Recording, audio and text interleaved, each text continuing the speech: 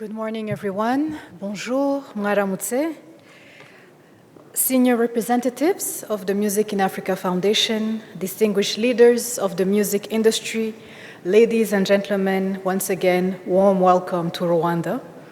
It is a pleasure having all of you here in Kigali for the Music in Africa Access 2024, as we hope our country's hospitality will encourage you to keep coming back. As you may know, in Rwanda, music is one of the oldest art forms our ancestors used, alongside poetry, to transfer knowledge about who they were as a people. It evolved over centuries to continue educating the next generations about our history and national identity. In modern times, our music was also used throughout our diaspora to keep families connected to the land and accompanied our freedom fighters, conveying messages of hope and resilience in the darkest hours of our country's history.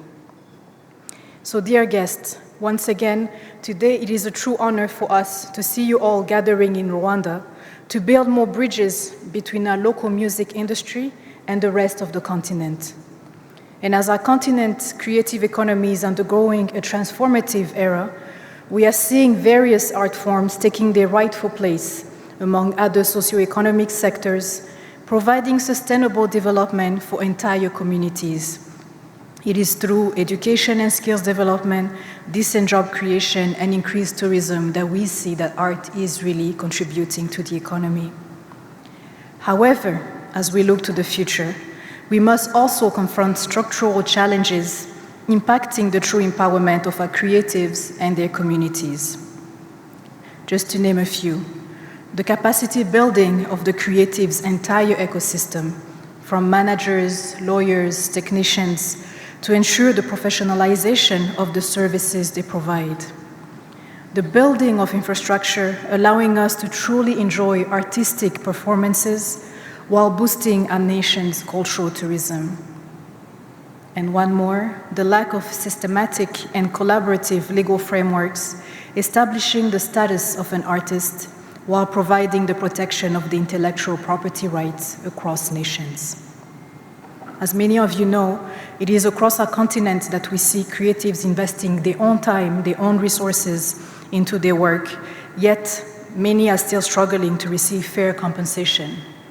So this week, with voices from CISAC, the Southern African Music Rights Organization, but also the Composers, Authors, and Publishers Association, just to name a few, we are here to commit to more robust framework for every African artist to be protected and the creative legacy to be secured. That is the reason why Rwanda is proud to support a shared vision through which artists across Africa are fairly rewarded for their creativity, with the economic rights crossing borders as seamlessly as the music does. So once again, ladies and gentlemen, we know the creative economy is poised to become one of Africa's greatest assets.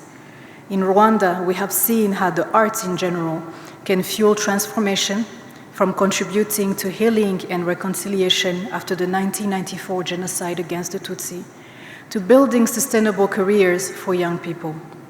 That is the reason why Rwanda, together with partners, will continue nurturing an ecosystem in which the cultural and creative industries can thrive.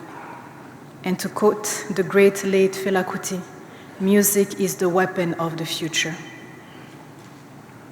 Indeed, throughout time, we have seen music inspire various generations to question norms and harmful stereotypes, to ultimately raise collective consciousness.